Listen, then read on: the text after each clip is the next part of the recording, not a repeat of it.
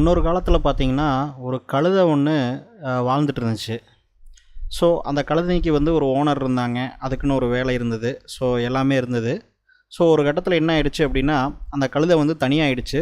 ஏன்னா அந்த ஓனர் வந்து அந்த கழுதை கூட இல்லை. அவர் வந்து இறந்துட்டார். ஸோ இந்த கழுதை வந்து என்ன பண்ணுது அப்படின்னு கேட்டிங்கன்னா, தனியாக இருக்கிறதுனால இதுக்கு வந்து சாப்பாடு, பசி எதுவுமே வந்து இதுக்கு சரியாக கிடைக்கல. ஸோ அந்த கழுதை என்ன பண்ணுது அப்படின்னா, அதோடைய சாப்பாடை தேடுறதுக்கும் அதுக்கு தண்ணி வேணும் அது தேடுறதுக்கும் அது வந்து வேறு ஊர் பக்கமாக போகுது. ஸோ ரொம்ப தூரமாக வந்து பார்த்திங்க அப்படின்னா போயிட்டே இருக்குது. கிட்டத்தட்ட ஒரு 10 நாள் பக்கமாக ஆயிடுச்சு. இந்த கழுதைக்கு சாப்பாடும் இல்லை, தண்ணியும் இல்லை. பயங்கரமான தண்ணி தாகம், பயங்கரமான பசி, கிட்டத்தட்ட இறந்து போகிற நிலமையில் இருக்குது. ஸோ இந்த கழுதை வந்து இன்னும் ஒரு நாளில் கொஞ்சம் நேரத்துலையோ இறந்து போகக்கூடிய அந்த சுச்சுவேஷனில் இந்த கழுதை இருக்குது. ஸோ அந்த டைமில் பார்த்தீங்க அப்படின்னா, திடீர்னு அந்த கழுதை வந்து ஒரு இடத்துக்கு போகும்போது, அந்த கழுதைக்கு ஒரு வலது பக்கமாக ஒரு 10 அடி தூரத்தில் ஒரு புல் கட்டு இருக்குது சாப்பிட்றதுக்கு ஏற்ற மாதிரி. அதே மாதிரி பார்த்தீங்க அப்படின்னா, அந்த கழுதைக்கு இடது பக்கமாக ஒரு 10 அடி தூரத்தில் தண்ணி இருக்குது குடிக்கிறதுக்கு.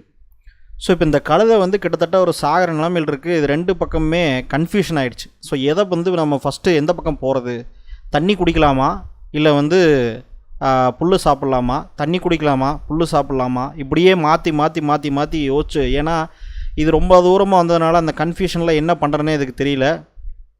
பசியிலையும் அந்த ஆர்வத்துலேயும், அதாவது தண்ணி குடிக்கணும் சாப்பாடு சாப்பிட்ணும் அப்படிங்கிற ஆர்வத்துலேயும் இது அந்த பக்கம் இந்த பக்கம் பார்த்து பார்த்து பார்த்து பார்த்து முடிவெடுக்கவே முடியாமல் ஒரு இடத்துல வந்து பார்த்திங்கன்னா இந்த கழுதை இறந்தே போச்சு.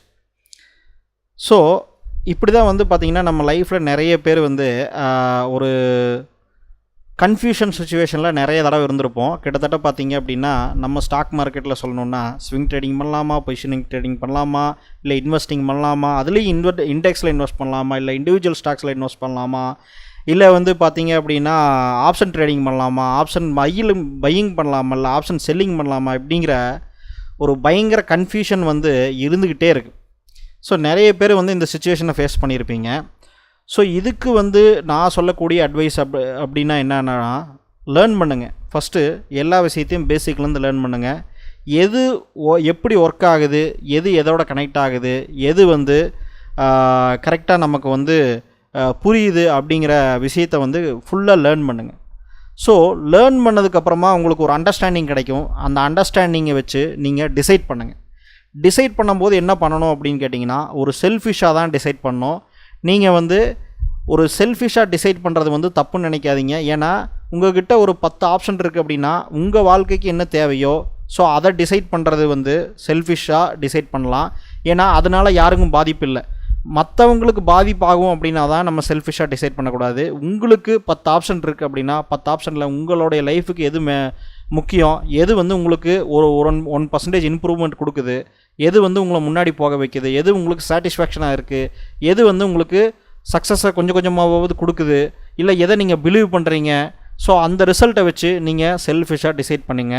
ஸோ உங்கள் லைஃப்பில் வந்து எது உங்களுக்கு சூட் ஆகுமோ அதை டிசைட் பண்ணிட்டு போங்க. ஸோ இதுவா அதுவா அதுவா இதுவா அப்படின்னு சொல்லி கடைசியில் அந்த கழுதையாக மாறிடாதீங்க. ஸோ இதுதான் நான் கொடுக்குற அட்வைஸ்.